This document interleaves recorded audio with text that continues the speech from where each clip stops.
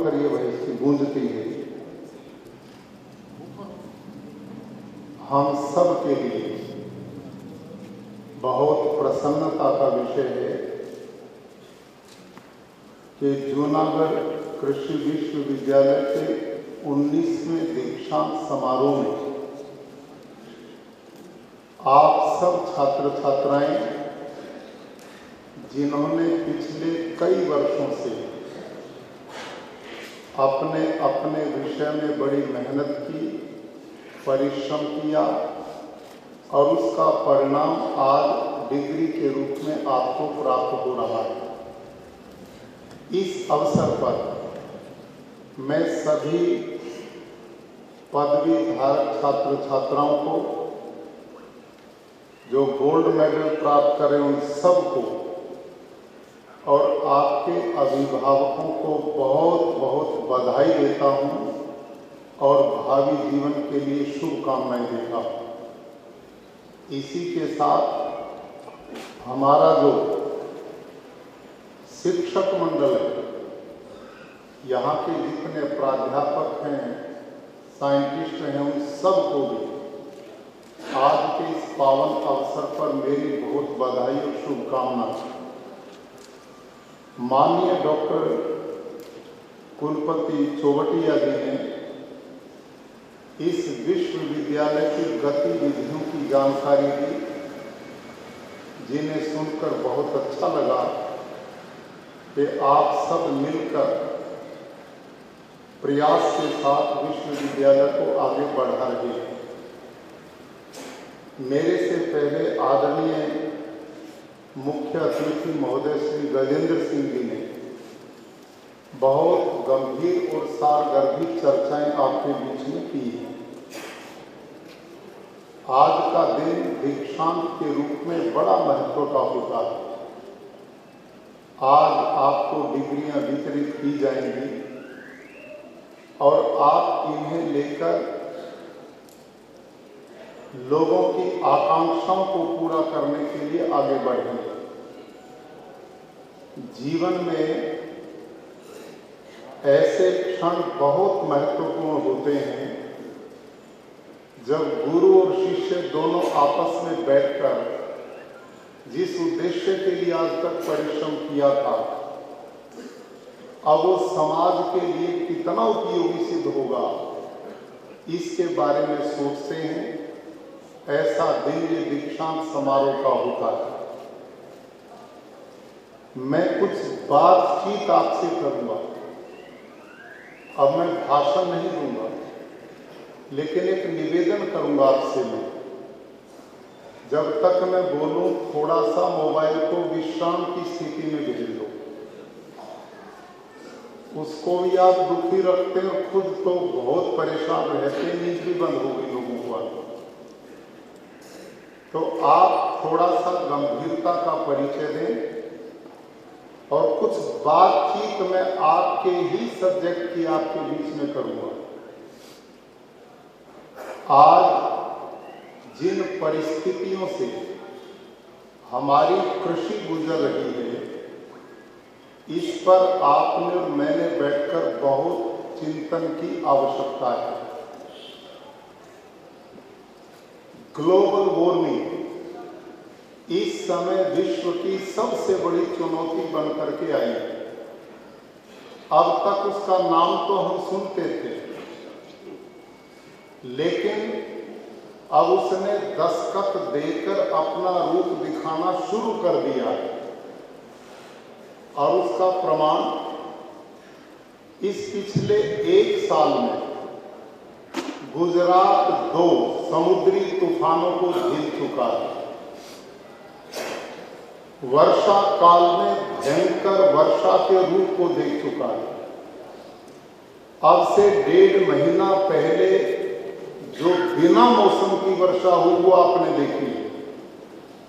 अभी 15 दिन पहले तमिलनाडु में जो वर्षा हुई है, एक ही दिन में इतनी हुई है जो एक वर्ष में होनी चाहिए।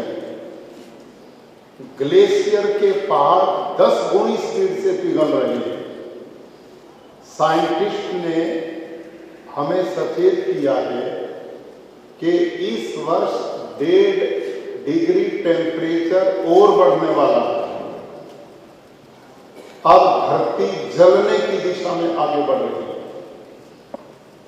अब जब ऐसा वातावरण मौसम होगा तो आप जिस कृषि को पढ़ रहे हो और पढ़ा रहे हो, क्या वो टिक पाएगी? क्या इस मौसम की लड़ाई को सहन कर पाएगी? आप ही लोग पढ़ाते हैं 1 डिग्री टेम्परेचर बढ़ता है तो लाखों टन अनाज का उत्पादन कम हो जाएगा, और ये तो 1.5 डिग्री की घोषणा कर दी है। ऐसी परिस्थितियां आज विश्व में सारी दुनिया को परेशान कर रही है। यूरोप के देश जो बड़े ठंडे माने जाते थे, पिछले वर्ष वहां भी लूएं चल रही थी, और आपने 3 दिन पहले प्रकृति का रूप जापान में देख लिया, भूकंप के रूप में कितना विनाश हुआ। ये परिस्थितियां आज हमने पैदा की हैं और अन्य प्राणियों ने नहीं की। ये भी मजे की बात है कि इस धरती पे असंख्य प्राणी हैं। इन असंख्य प्राणियों में मनुष्य भी एक प्राणी है। इस समझदार आदमी को छोड़कर प्रकृति का नुकसान किसी भी प्राणी ने नहीं किया। और मैं इसका बड़ा प्रबल एक उदाहरण देता हूं। पिछले दिनों कोरोना आया, और उस कोरोना में भारत के यशस्वी प्रधानमंत्री जी के हम भी आभारी और सारी दुनिया आभारी है कि उन्होंने समय पर हमें वैक्सीन दी, समय पर लॉकडाउन लगाकर हमें सचेत किया। इस बीच में डॉक्टरों की टीम तैयार हुई, व्यवस्थाएं बनी, और यूरोप के लोग हमारे बारे में कहते सबसे बड़ा विनाश कहीं होगा तो वो भारत में होगा और अफ्रीकन देशों में होगा, लेकिन इससे उल्टा हुआ। वहां लाशें बिछी और हम बचा लिए गए। ये प्रधानमंत्री जी की सूझबूझ और उनकी व्यवस्था का परिणाम रहा। हमने दुनिया के सैकड़ों देशों को हमने दवाई भेजी और व्यवस्थाएं दी। उन दिनों एक बात याद करिए आप, प्रधानमंत्री जी ने लॉकडाउन लगवाया था, याद है? भूल गए। भारत के लोग बहुत तेजी से भूल जाते हैं। भाई मैं सारी जिंदगी बच्चे पढ़ाता रहा हूं, मेरी क्लास में बोलना है, चुप नहीं बैठना। आप तो ऐसे बैठे जैसे बांध कर बिठा दिए हों। मेरी बात समझ में आ रही कि नहीं आपकी? हाँ, यूं बोलो ना, और जोर से बोलो, हाँ या ना? हाँ। ये है जवानों की आवाज। जिंदगी जिंदा दिली का नाम है। ध्यान करो, जिंदगी जिंदा दिली का नाम है। मुर्दा दिल क्या खाक दिया करते हैं?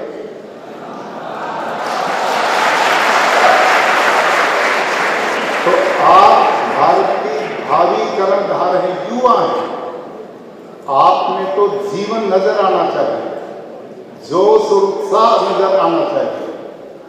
अब इस मेरी क्लास में गंभीर बनने की जरूरत नहीं है, समझने की जरूरत है। हाँ ना में बातचीत करनी है। तो आपको लॉकडाउन प्रधानमंत्री जी ने लगाया था, याद है क्या नहीं? धन्यवाद। अब दूसरी बात, अच्छा यूं बताओ, वो लॉकडाउन केवल समझदार आदमियों के लिए था या अन्य प्राणियों के लिए भी था? गाय, गधा, घोड़ा, भैंस, बकरी, ऊंट, सांप, बिच्छू, पक्षी और के लिए तो लॉकडाउन नहीं था ना? केवल हम समझदारों के लिए लॉकडाउन था। और प्रधानमंत्री जी ने कहा, भाई समझदारों 1 महीना घर में बैठे रहो। और आपने उस समय नोट किया होगा, इस धरती पर असंख्य प्राणियों में सारे प्राणी अपना अपना काम करते रहे। समझदार 1 महीना घर में बैठा था। जो गंगा अरबों रुपए खर्च करके भी पवित्र नहीं हुई, वो भी निर्मल हो गई थी। और जमुना भी निर्मल हो गई थी, समुद्र भी निर्मल हो गए थे, और पहाड़ भी स्वच्छ हो गए थे। मैं सायंकाल अपने राजभवन में भ्रमण करता हूँ 1 घंटा।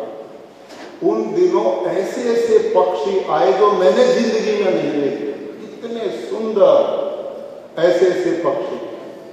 ऐसा हुआ कि नहीं?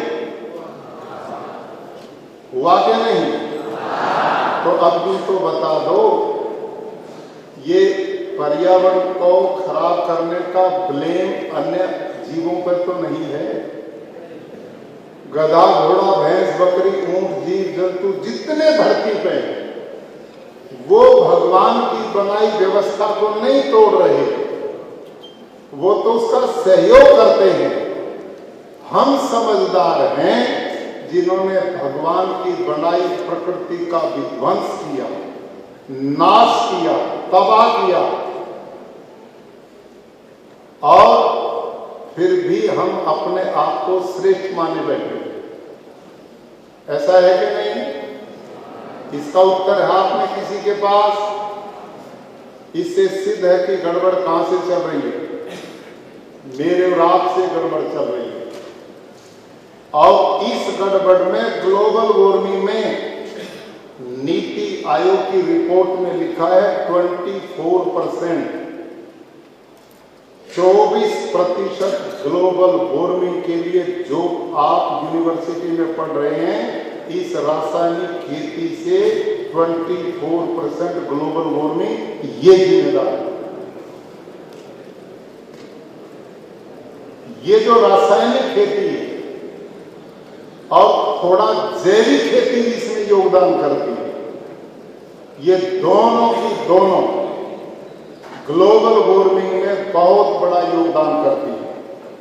और प्रमाण के साथ मैं बोलूंगा, उत्तर देना आप इसका। आजकल अपने देश में एक शब्द बहुत प्रचलित हुआ, ऑर्गेनिक फार्मिंग, जैविक खेती। पिछले 30-40 वर्षों से भारत सरकार और प्रदेश सरकार जैविक खेती का प्रचार कर रही है, ऑर्गेनिक फार्मिंग का प्रचार कर रही है। मैं खुद खेडूत भी हूं। मेरे पास कुरुक्षेत्र के गुरुकुल में 200 एकड़ भूमि है, और 200 एकड़ में अपनी भूमि में लगभग 25 वर्ष तक आप वाली बात मानकर खेती करता रहा।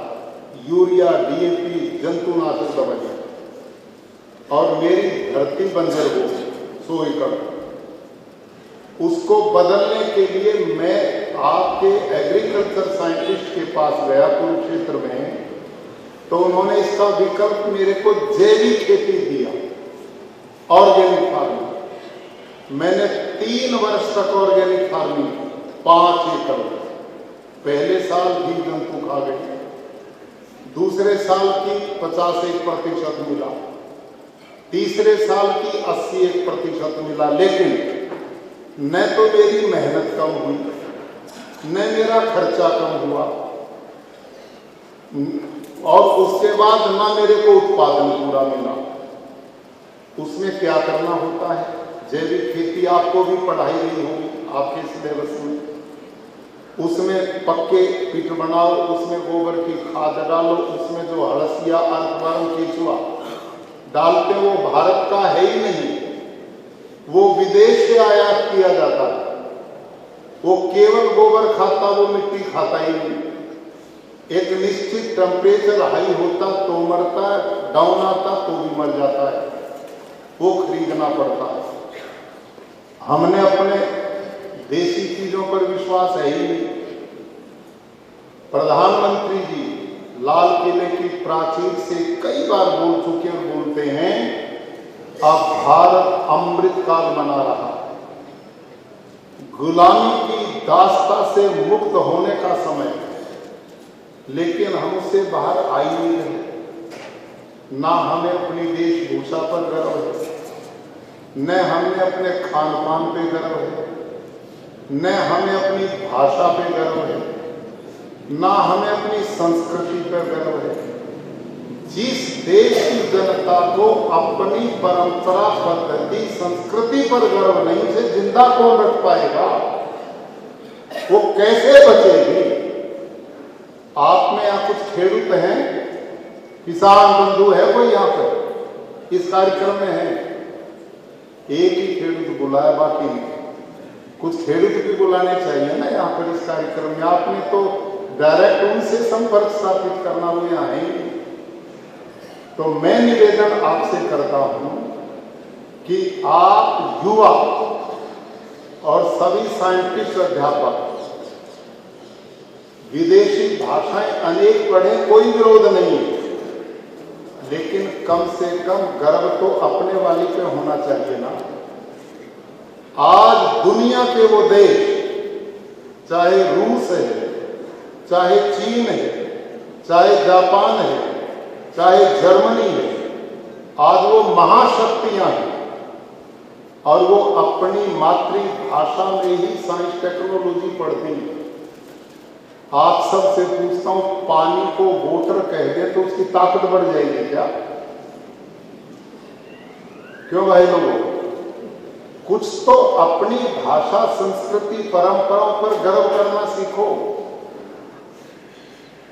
आज हम भाषा तो छोड़ो, हलसिए कोई विदेशी को लेकर आ रहे हैं, अपने हलसिए पर ही हमें विश्वास नहीं। कमाल की बात है। और होता क्या है, जैविक ऑर्गेनिक फार्मिंग में ऑर्गेनिक फार्मिंग भारत की मूल नहीं है, ये भी विदेशी है, क्योंकि इसका मूल सिद्धांत ही विदेशी के इस पर लिए बैठा है। वो शरीर से हैवी मेटल छोड़ता है और उसको खाद बनाने में, वर्मी कंपोस्ट बनाने में 1.5 से 2 महीना लगता है। और जैविक खेती में कितनी भारी मात्रा में गोबर डाला जाता है, इसका मैं आप ही साइंटिस्ट की भाषा में इसका प्रमाण देता हूं। जब मैं जैविक खेती कर रहा था और मेरे को घाटा ही घाटा पड़ा, तो मेरे कृषि विज्ञान केंद्र कुरुक्षेत्र में सीनियर साइंटिस्ट थे doctor Hariom, agriculture university Hisar के साइंटिस्ट। मैंने उनसे कहा, डॉक्टर साहब, आप वाली ये खेती, जैविक खेती में 3 साल से कर रहा हूं, इसमें न तो मेरा उत्पादन बढ़ा, ना मेरा खर्चा कम हुआ, ना मेरी मेहनत पूरी कम हुई। यदि कोई खेडूत इसको करेगा, मेरे पास तो 200 एकड़ जमीन है, 5 एकड़ में मैंने एक्सपेरिमेंट कर लिया, कोई फर्क नहीं पड़ा। जिस खेडूत पे है ही 1, 2, 3, 4 एकड़ भूमि, वो इस जैविक खेती को करेगा तो भूखा नहीं मरेगा, उसके बच्चे कहां से पेट पालेंगे?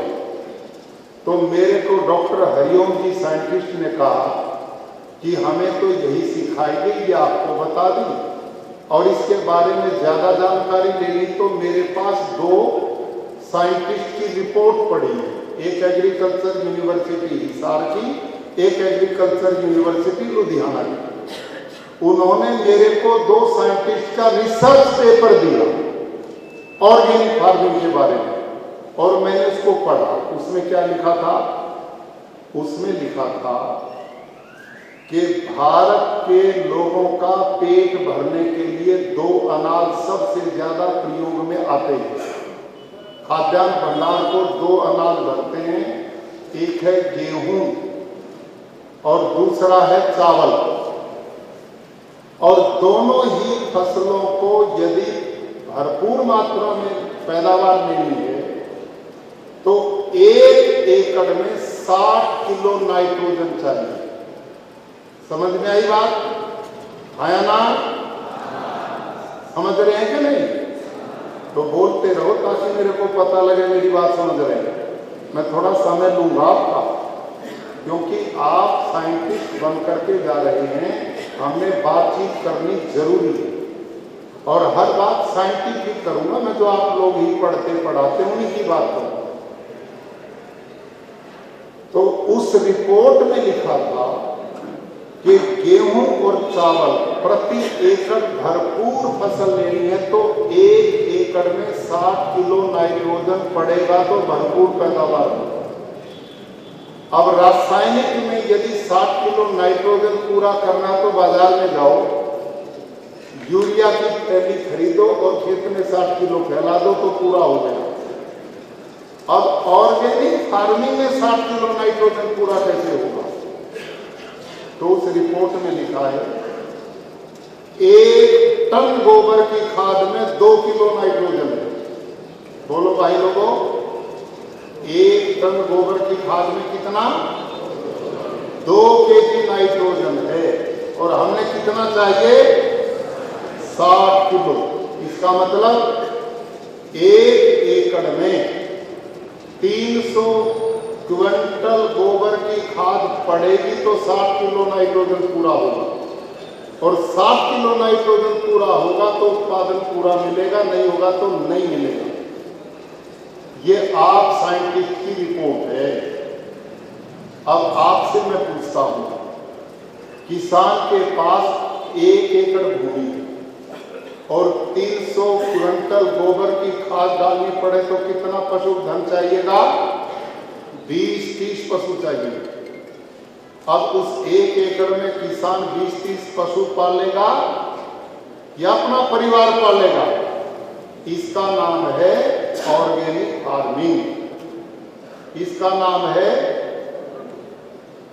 जैविक खेती, आपकी भाषा के अनुसार। दूसरा, उसी रिपोर्ट में लिखा था यदि आप 300 क्विंटल गोबर की खाद नहीं डाल सकते तो 60 kilo nitrogen 150 quintal vermi compost से भी पूरा हो जाएगा। 150 क्विंटल वर्मी कंपोस्ट 300 क्विंटल गोबर की खाद जितना ही काम करेगा, यानी कि आधा। अब ये कौन सा कम है? उसमें 20-25 पशु चाहिए थे, इसमें 10-12 चाहिए। तो 1 एकड़ में किसान 12 पशु पालेगा या परिवार पालेगा? ये संभव नहीं। 2, तीसरी बात, जिस खेत में इतनी भारी मात्रा में गोबर की खाद पड़ेगी तो उसमें निंदामण, वीड्स, खरपतवार भयंकर पैदा होगा और खेडूत सारा दिन उसे निकालने में लेबर कितनी पड़ेगी तो मारा जाएगा। नंबर 4, जो रोग के कीड़े, मित्र कीट और शत्रु कीट जो खेत में, शत्रु कीट का भोजन मित्र कीट से 2 गुना है। यदि उनको इतना भोजन दिया जाएगा तो शत्रु कीट बढ़ेगा तो खेत की बीमारी निकल ही नहीं सकती। जैविक खेती में बहुत बीमारियां आएंगी, खेत में बहुत रोग लगेंगे खेत में। ये भी वही रिपोर्ट है। अगला, इतनी गोबर की खाद जब खेत में पड़ेगी तो मीथेन जैसी गैसें उसमें से निकलेंगी और वो ग्लोबल वार्मिंग को जन्म देंगे। और आपको ये पढ़ाया जाता रहा होगा, ध्यान करेंगे, ग्लोबल वार्मिंग के लिए 60% योगदान कार्बन डाइऑक्साइड का है। अब कार्बन डाइऑक्साइड का निदान क्या है, समाधान क्या है? अधिक से अधिक पेड़ लगाओ। तो ये जो पेड़ है, कार्बन डाइऑक्साइड इनका भोजन है, तो ये भोजन रूप में लेके उसका समाधान करते हैं। लेकिन जो जैविक खेती में गोबर से मीथेन पैदा होती है वो कार्बन डाइऑक्साइड से 20 से 22 गुना ज्यादा खतरनाक आया ना? क्यों जी साइंटिस्ट बाबू, ये सत्य है कि नहीं?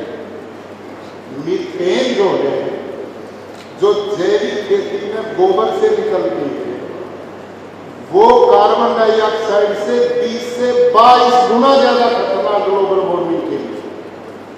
ये है जैविक खेती। इसका कोई भी देश में 30 साल में मॉडल नहीं बन पाया, लोगों में लोकप्रिय नहीं हो पाई, खेडूत इसे अपना नहीं पाए। और अब मैं जिस प्राकृतिक खेती की बात करता हूं तो सारे देश के साइंटिस्ट यही नहीं समझ पा रहे कि प्राकृतिक खेती बिल्कुल अलग है और जैविक खेती बिल्कुल भिन्न है। और एक उदाहरण देते हैं आजकल कि श्रीलंका में जैविक खेती की भूखा मरा। मैं भी इस बात का समर्थन करता हूं। जैविक खेती करोगे तो भूखे मरोगे, उससे भला नहीं हो सकता। मैं आपकी बात का समर्थन करता हूं, लेकिन देश के साइंटिस्ट को इस बात की भी जानकारी होनी चाहिए कि जैविक खेती और नेचुरल फार्मिंग में जमीन आसमान का अंतर है। प्राकृतिक खेती बिल्कुल भिन्न है और जैविक खेती बिल्कुल अलग है। और रासायनिक खेती महाविनाश है, और उसका मैं अब तीसरा उदाहरण देता हूं। ध्यान करो, जब किसान यूरिया डीएपी को खेत में ले जाके और खेत में फेंकता है, यूरिया डीएपी, और इसका नाइट्रोजन जब ऑक्सीजन के संपर्क में आता है तो एक तीसरी गैस पैदा होती है, उसका नाम है नाइट्रस ऑक्साइड। सभी युवा साइंटिस्ट ध्यान से सुनो, आपने पढ़ा भी होगा और साइंटिस्ट भी बैठे हैं। क्यों साहब, नाइट्रस ऑक्साइड पैदा होता है कि नहीं? बोलो जी। विद्यार्थी ज्यादा बोलते हैं, साहब कम बोलते हैं। बोलना पड़ेगा। जब नाइट्रोजन हवा में जाता है तो नाइट्रस ऑक्साइड में बदलता है। और ध्यान करो, नाइट्रस ऑक्साइड कार्बन डाइऑक्साइड से 312 गुना ज्यादा खतरनाक है ग्लोबल वार्मिंग के लिए। 312 गुना।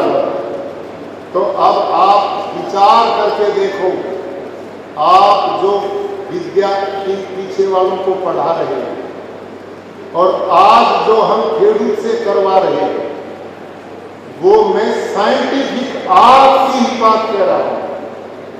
कार्बन डाइऑक्साइड तो 60% योगदान करती ग्लोबल वार्मिंग में, उसका निदान ये पेड़ कर देंगे।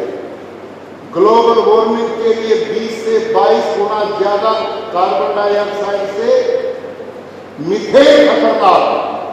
लेकिन आप जो यूरिया डीएपी रासायनिक खेती करवाते हो, ये तो मीथेन से भी 312 गुना ज्यादा खतरनाक है। 312 गुना ज्यादा। इसीलिए धरती पर ग्लोबल वार्मिंग के लिए 24% आपकी रासायनिक खेती जिम्मेदार है। अब ये जो परिस्थितियां पैदा हो रही हैं, इसकी जिम्मेदारी से हम बच नहीं सकते। इसका निदान केवल और केवल एक है, वह है प्राकृतिक खेती, नेचुरल फार्मिंग। इसमें ना गोबर की खाद के ट्रॉली डाली जाती है, ना रासायनिक खाद की जरूरत है, न किसी जंतुनाशक की जरूरत है। आप सबसे मैं पूछता हूं, भाई बोलना मेरे पीछे आराम से। आप कभी जंगल में गए हैं? गए हैं जंगल में? तो जंगल में जितने हजारों तरह के पेड़ और वनस्पति हैं, उनको यूरिया कौन देता है? वहां डीएपी कौन डालने जाता है? वहां जंतुनाशक कौन डालता है? वहां गोबर के खाद की ट्रॉलियां कौन डालने जाता है? वहां पेड़ों को पानी देने कौन जाता है? कोई भी नहीं। और जंगल में जाइए, जंगल का पेड़ जब फल लगने का समय है तो फल से लग जाता है। और जंगल के पेड़ के किसी भी पत्ते को तोड़ो और आप अपनी लेबोरेटरी में लेके जाइए, उस पर रिसर्च कीजिए, उसमें किसी भी पोषक तत्व की कमी नहीं है। उसमें phosphor, zinc, potash, magnesium, iron, copper, जो आपको चाहिए वो सारे तत्व उस पेड़ में वो कहां से आ गए? जब प्रकृति जंगल में हर पौधे की आवश्यकता की पूर्ति करती है तो मेरे खेत की पूर्ति क्यों नहीं करेगी? जो नियम जंगल में काम करता वही नियम हमारे खेत में काम करे। इसका नाम प्राकृतिक खेती है, इसका नाम नेचुरल फार्मिंग है। हम प्राकृतिक खेती में केवल 2 तरह के कल्चर बनाते हैं, खाद नहीं है वो, ध्यान करो, खाद नहीं, वो कल्चर है। घन जीवामृत, जीवामृत, यह है टेक्निक है, कल्चर है, जिसका काम धरती में सूक्ष्म जीवाणुओं को बढ़ाने का काम है, हलसिए को बढ़ाने का काम है, मित्र कीट को बढ़ाने का काम, बस, इससे ज्यादा नहीं। रासायनिक खेती और जैविक खेती दोनों में इनपुट बाहर से खरीद के डाले जाते हैं। प्राकृतिक खेती में बाजार में जाने की खेडूत को जरूरत नहीं है। अब तक किसान को यूरिया, डीएपी, जंतुनाशक दवाई बनाने वाली कंपनियां लूट रही हैं। अब किसान को लूटने के लिए जैविक उत्पाद के बड़े बड़े कारखाने खोल दिए गए, बड़े बड़े उद्योगपति आ गए इस क्षेत्र में। ये फलाना, ये जिंक बनाएंगे, ये पोटास बनाएंगे, ये मैग्नीशियम बनाएंगे, ये ट्राइकोडर्मा बनाएंगे, फलाना बनाएंगे, और वो किसान को पहले वो लूटते थे, अब किसानों को लूटने के लिए एक नया बाजार खड़ा हो गया जिसका नाम ऑर्गेनिक बाजार है। इसकी दोनों की प्राकृतिक खेती में जरूरत नहीं है। भारत के माननीय प्रधानमंत्री भारत के खेडूत की डबल आय का संकल्प लिए, वो इस देश के किसान को खुशहाल देखना चाहते हैं, उसकी इनकम बढ़ाने का बात करते हैं, उसकी समृद्धि की कामना करते हैं। मैं आप सबसे पूछता हूं कि किसान जब बाजार से ये महंगे उत्पादन खरीदता रहेगा तो उसकी इनकम कैसे बढ़ेगी? वो जो कमाता वो तो पैसा सारा ही व्यापारी ले जाते हैं। पहले जंतुनाशक यूरिया, डीएपी वाले ले जाते रहे, अब ये जैविक और ऑर्गेनिक वाले ले जाएंगे, तो किसान की आय कहां से बढ़ेगी बेचारे? वो तो वहीं खड़ा जा बैठा। उसका समाधान केवल और केवल प्राकृतिक खेती। प्राकृतिक खेती में हम क्या करते हैं? भारतीय नस्ल की देसी गाय। मैंने अभी चौबटिया साहब से निवेदन किया, मैंने इस पर 3 तरह की पुस्तक है मेरी, हिंदी में भी है, गुजराती में भी है, अंग्रेजी में भी है। जो आपको चाहिए मैं फ्री भिजवाऊंगा, आप सबको मिलनी चाहिए, उसको आपको पढ़ना चाहिए। उसमें जितना भी रिसर्च है वो साइंटिस्ट का आपके जैसे लोगों का है। इस समय मेरे पास 12 एग्रीकल्चर साइंटिस्ट हैं, जो 3 तो इस समय 22 साल से रहे यूनिवर्सिटी में, और अपने अपने सब्जेक्ट के एग्रीकल्चर साइंटिस्ट हैं। वो सारे ही मेरे विरोधी थे, और वो जो आप सोचे बैठे वही वो सोचते थे कि प्राकृतिक खेती करेंगे तो देश भूखा मरेगा। प्राकृतिक खेती से भूखा नहीं मरेगा, जैविक से मर सकता है और रासायनिक से मर सकता है, प्राकृतिक से नहीं मरेगा। क्यों? मैं अपने खेत के 200 एकड़ में खेती कर रहा हूं, और मेरी खेती को देखने के लिए भारत के पूर्व राष्ट्रपति रामनाथ कोविंद गए, 8-10 प्रांतों के गवर्नर्स गए, जापान से, नेपाल से, श्रीलंका से, वहां के भी लोग साइंटिस्ट आके वहां ट्रेनिंग लेते हैं।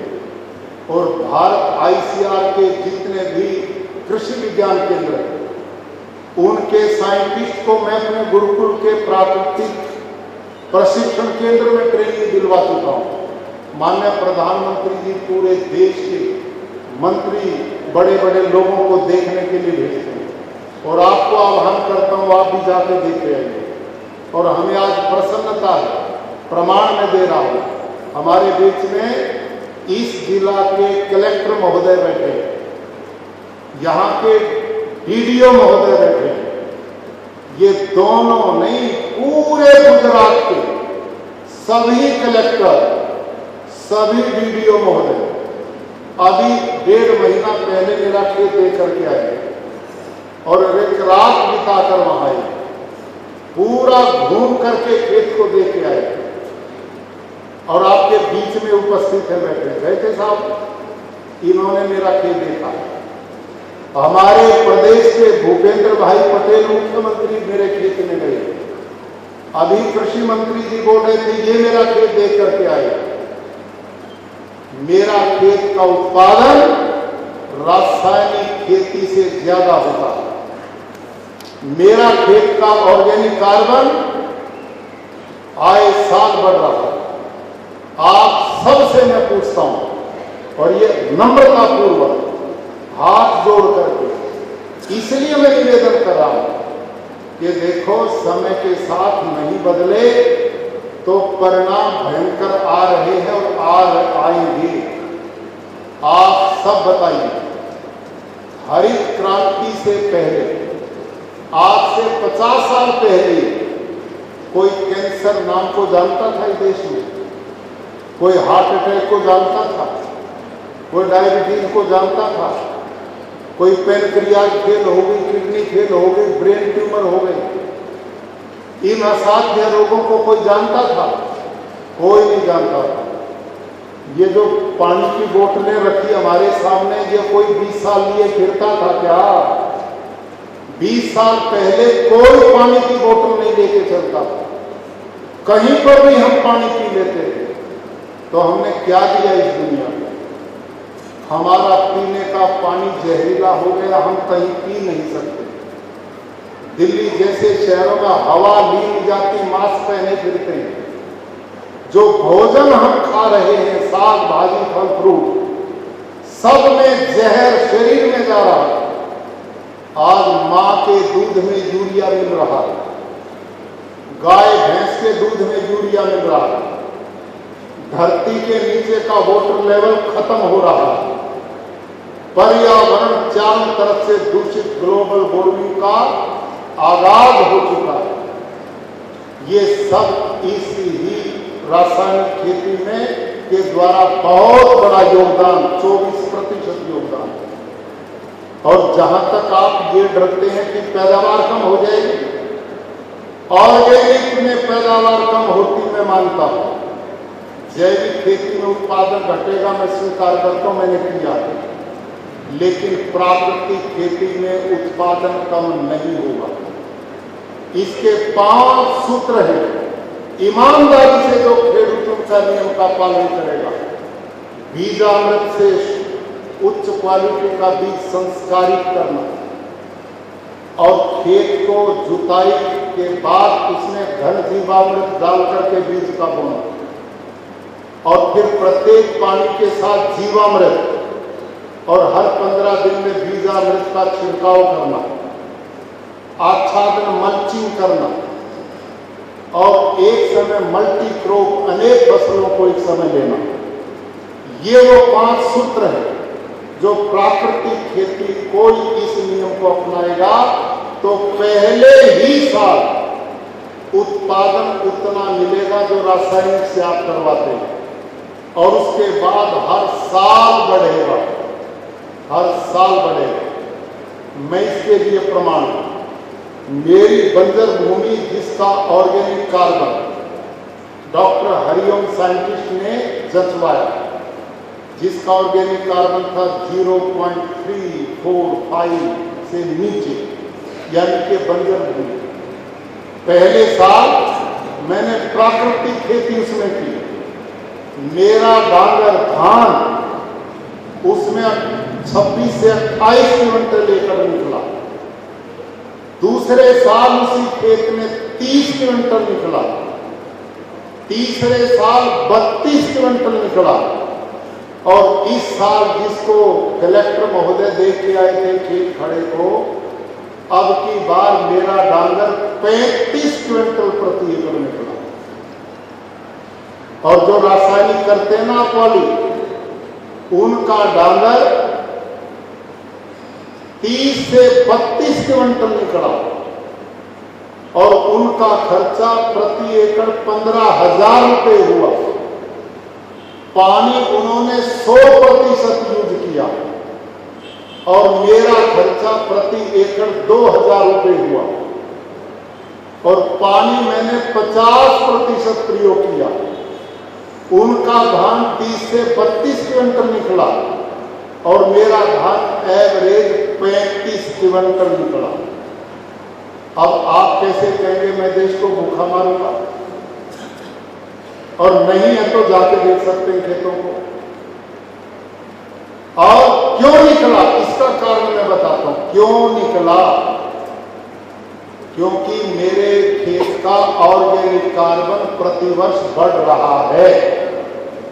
मेरा जो ऑर्गेनिक कार्बन पहले साल 0.5 से नीचे था, एक ही साल में मेरा ऑर्गेनिक कार्बन 0.6 पे गया और उससे अगले साल मेरा ऑर्गेनिक कार्बन 0.8 पे गया और अब मेरे 200 एकड़ का ऑर्गेनिक कार्बन 1 और इससे ऊपर है और कुछ खेतों का 1.7 तक ऑर्गेनिक कार्बन। यह है प्राकृतिक खेती का कमाल। आप में मैं नम्रता से हाथ जोड़ के निवेदन करता हूं, एक साइंटिस्ट आप में आकर यहां मेरी तरह खड़ा होकर घोषणा करे कि रासायनिक खादों से, जंतुनाशक दवाई से खेतों में डालने से ऑर्गेनिक कार्बन बढ़ेगा, तो इस दीक्षांत समारोह में मैं उनसे दीक्षा लेने के लिए तैयार हूं। क्यों साहब? चैलेंज है मेरा पूरी दुनिया के साइंटिस्ट से। कोई दुनिया का साइंटिस्ट, एग्रीकल्चर साइंटिस्ट ये बता दे कि धरती में यूरिया, डीएपी, जंतुनाशक दवाई डालने से धरती का ऑर्गेनिक कार्बन बढ़ेगा, तो मैं उन्हें गुरु स्वीकार करने को तैयार हूं। और मैं छाती तान करके घोषणा करता हूं कि मैं प्राकृतिक खेती करता हूं, हर साल ऑर्गेनिक कार्बन बढ़ेगा। अब आपसे पूछता हूं, बोलना, चुप मत बैठना। धरती पर ऑर्गेनिक कार्बन बढ़ेगा तो धरती की गुणवत्ता बढ़ेगी कि नहीं बढ़ेगी? और धरती की गुणवत्ता बढ़ेगी तो उत्पादन बढ़ेगा कि नहीं बढ़ेगा? और ऑर्गेनिक कार्बन कम होगा तो पैदावार कम होगी कि नहीं होगी? तो आपकी रासायनिक खेती ऑर्गेनिक कार्बन बढ़ाने का काम करती है, घटाने का? घटाने का। और इसका प्रमाण मैं और देता हूं।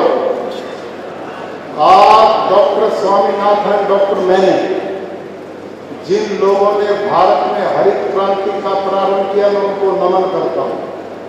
उस समय की मांग थी, जरूर था, बहुत बढ़िया था, लेकिन आज हमने इसके दुष्परिणाम देख लिए, तो फिर क्यों चीख के बैठे हो?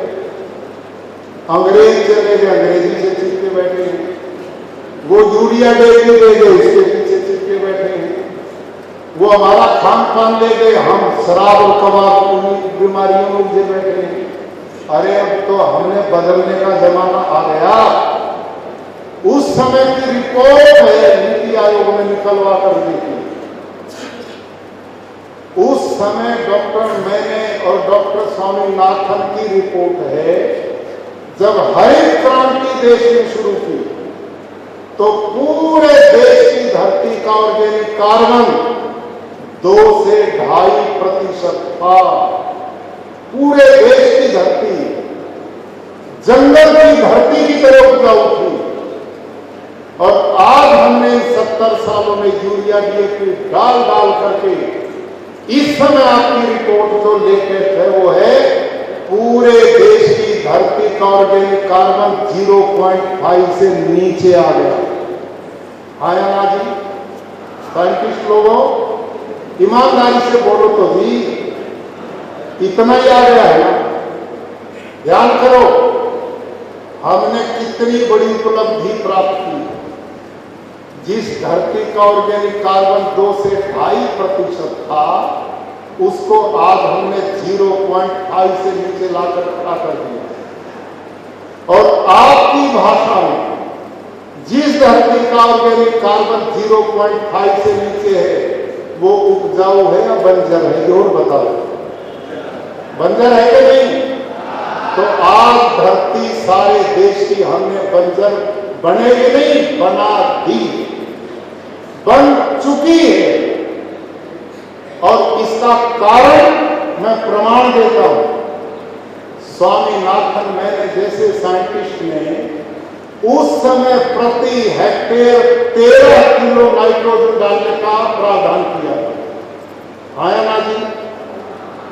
1 हेक्टेयर में 13 किलो डालते थे उस जमाने में, और आज कितना डालते हो जी? क्यों साहब? अभी परसों मेरी मीटिंग थी प्रदेश स्तर की राजभवन में। हम प्राकृतिक खेती मिशन के लिए पूरे प्रदेश के जो बड़े काम करने वाले लोग हैं, आपके एग्रीकल्चर के सेक्रेटरी भी उसमें आते हैं, आपके एग्रीकल्चर के डायरेक्टर भी उस मीटिंग में होते हैं, और बड़े अधिकारी उसमें आते हैं मीटिंग में। उसमें खेडूत भी मैं बुलाता हूँ। एक खेडूत ने मुझे बताया उस मीटिंग में, परसों हमारी मीटिंग थी, कल मैं नवसारी एग्रीकल्चर यूनिवर्सिटी में कोरोकेशन में था, आज आपके बीच में हूँ, और परसों हमारी मीटिंग थी। उसने किसान ने, खेडूत ने बताया, ध्यान करो, 1 बीघा खेत में उसने आलू लगाया, आलू देखो, और कितना यूरिया डीएपी डाला। आप वहां उस मीटिंग में आनंद यूनिवर्सिटी के वीसी भी थे, दंतेवाड़ा यूनिवर्सिटी के वीसी भी थे। आप दोनों नहीं थे क्योंकि आपने इस कार्यक्रम की तैयारी करनी थी। उस खेडूत ने बताया, मैंने 24 बैग यूरिया डीएपी और इन जहरों के एक उसमें 1 बीघा में डाला। क्यों डाला इतना? कि कंपनी का आदेश है कि जो आलू का साइज इतने इंच से कम होगा वो हम खरीदेंगे, उसका इतना इंच मोटा होना जरूरी है, तभी उसका चिप्स बनेगा। अब मैं आप सबसे पूछता हूं, 15-20 बैग और उसके ऊपर फिर जंतुनाशक दवाई के स्प्रे, उस आलू को खा के कोई बिना कैंसर के बच सकता है? क्या कोई गारंटी लेगा उसे कैंसर नहीं होगा? हमारा भटिंडा है पंजाब में, वहां सबसे ज्यादा जंतुनाशक यूरिया डीएपी लोग प्रयोग करते थे खेडूत।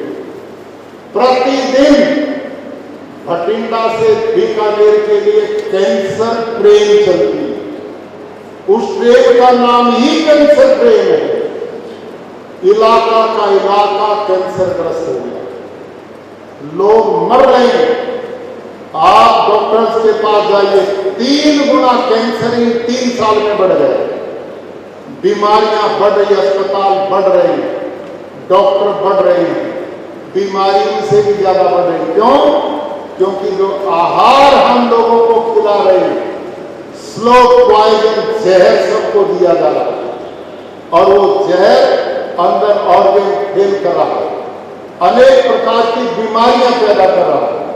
और मुझे चिंता इस बात की उस दिन हुई, ध्यान करो अब इस बात को, हमारे गुजरात प्रदेश के स्वास्थ्य मंत्री हैं मनसुख मांडविया जी, और वही उर्वरक मंत्री भी। वो बेचारे मेरे पास आते हैं, हंसते हैं, बातचीत भी करते हैं कि मेरे को बहुत बढ़िया डिपार्टमेंट मिलेगी। एक तरफ मैं यूरिया बिकवा करके बीमार करता हूँ और फिर अस्पतालों में इलाज करवाता हूँ, तो मजाक करते हैं। तो उन्होंने मेरे को एक रिपोर्ट दी, और उन्होंने विधिवत एम्स दिल्ली के डॉक्टर्स की रिपोर्ट दिखाई, और उस रिपोर्ट में क्या आया है, उन्होंने पंजाब, हरियाणा, पश्चिमी उत्तर प्रदेश, महाराष्ट्र के उन क्षेत्रों को पकड़ा जहां पर यूरिया डीएपी जंतुनाशक का प्रयोग ज्यादा हो रहा है, और क्या पाया, वहां की युवा पीढ़ी में ऐसे लक्षण आ गए हैं कि वो आगे बच्चा पैदा करने की स्थिति में नहीं रहेंगे। ये रिपोर्ट मनसुख मांडविया जी ने दी है एम्स के डॉक्टरों की। अब आप सोच लो कि ये परिणाम आपकी रासायनिक खेती के हैं, और जिस पर आप इतनी कैंप लगाते हैं और अधिक डालने की बात करते हैं, उसका परिणाम क्या होगा? धरती का ऑर्गेनिक कार्बन हमने खत्म कर दिया। पानी पीने का रहा नहीं, हवा लेने की छोड़ी नहीं। सब लोगों को जहर खिला खिला बीमार करके अस्पताल भेज रहे हैं।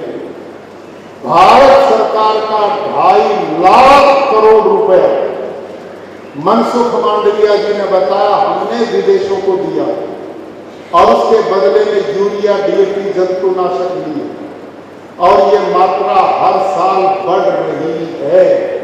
हर साल बढ़ रही। क्यों बढ़ रही है? क्योंकि धरती बंजर हो चुकी है, उसमें पैदा करने की ताकत बची नहीं।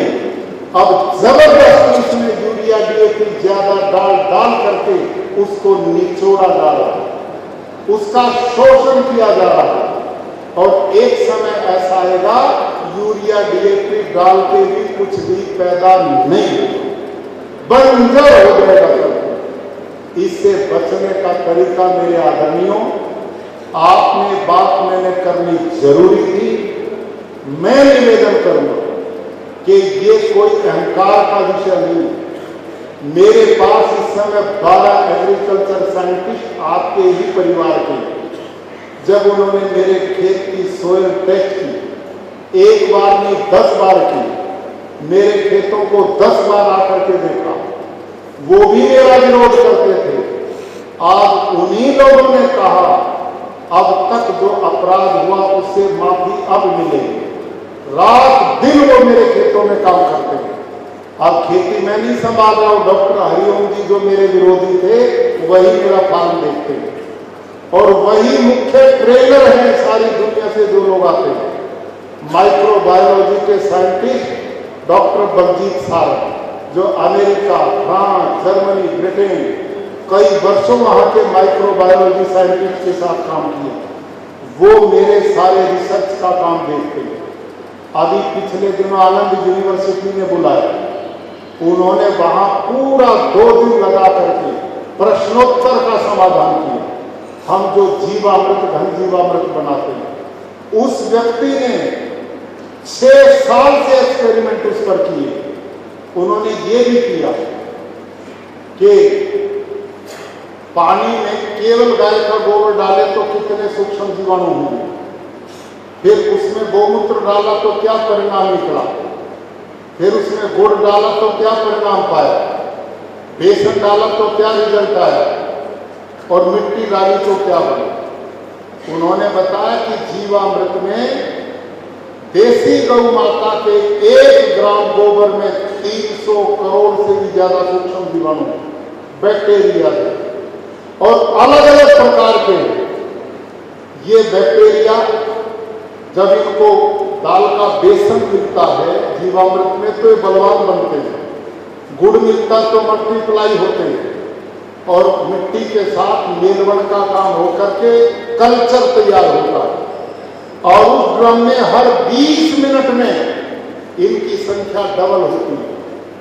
हम उसमें 10 किलो गोबर डालते हैं 1 एकड़ के लिए। जैविक खेती में 300 क्विंटल डालना पड़ता है, हम 10 किलो गाय का गोबर डालते हैं। 1 ग्राम गोबर में 300 करोड़ सूक्ष्म जीवाणु है तो 10 किलो गोबर में कितने होंगे? 30 लाख करोड़ सूक्ष्म जीवाणु और उन 30 लाख करोड़ 20 मिनट के बाद 60 लाख करोड़ होंगे, उसके बाद 20 मिनट बाद 120 लाख करोड़ होंगे और 72 घंटे तक ये बढ़ते हैं, फिर ये रुकते हैं। इस बीच में स्प्रिंकल से, ड्रिप से, पानी से खेत में डालना। ऐसे घन जीवामृत खुश खाद बनाया जाता है, खुश खाद जो डीएपी का काम करता है और बीमारियों के लिए नीमास्त्र, सूखास्त्र, अग्निअस्त्र, ब्रह्मास्त्र जड़ी बूटियों से हम तैयार करते हैं। अब मेरे खेत में जीवामृत इस साल जिसमें 35 क्विंटल डालर हुआ, 35 क्विंटल धान जिस खेत में हुआ, मैंने 1 बार जीवामृत देना पड़ा सिंगल टाइम।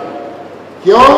क्योंकि मेरी धरती का ऑर्गेनिक कार्बन इतना बढ़ चुका है, इतनी ताकत खेत में आ गई है, अब खुराक देने की जरूरत नहीं पड़ती। उसमें इतने सूक्ष्म जीवाणु और हड़सिया कितना दिखाऊं मेरे खेत का? दिखाना भाई, मेरे खेत का हलसिया भी 2 महीना अगस्त का है। रामनाथ कोविंद जी मेरे खेत देखने वाले थे, कुछ गवर्नर वहां आने वाले थे। मैं 2 दिन पहले वहां 1-1 फुट पानी बरसा, इतनी वर्षा हुई, सब खेत डूब गए। मेरी चिंता बढ़ी, वो कल आएंगे मैं क्या दिखाऊंगा। मैं खेत देखने गया तो हड़सिया मेरे स्वागत में था। चलाना भाई थोड़ा, ये देखो ध्यान से पहुंचा। आप सब जानते हैं कि पिछले 10-11 जुलाई में उत्तर भारत में भारी बारिश हुई और कुरुक्षेत्र में भी ये वर्षा पर्याप्त मात्रा में हुई, जिसके परिणाम स्वरूप सभी लोगों के खेत लबालब पानी से भर गए। ऐसी स्थिति में गुरुकुल कुरुक्षेत्र के अंदर जो केचुआ है, अर्थवर्म है, ये देखो वो एकदम धरती से बाहर निकला। देखिए, और जो रास्ते हमने चलने के लिए खेतों के बीच में बनाए हैं, उनके बीच में आप देख सकते हैं कितनी बड़ी संख्या में केचुए रेंग रहे हैं, चल रहे हैं। और हमारे 1-1 एकड़ में 8-10 लाख तक केचुआ काम करते हैं और ये भूमि में 8-10 फुट तक में सीधा छेद बनाते हैं, दूसरे छेद से ऊपर आते हैं, इससे जाते हैं और इससे आते हैं। इसका परिणाम क्या है कि धरती के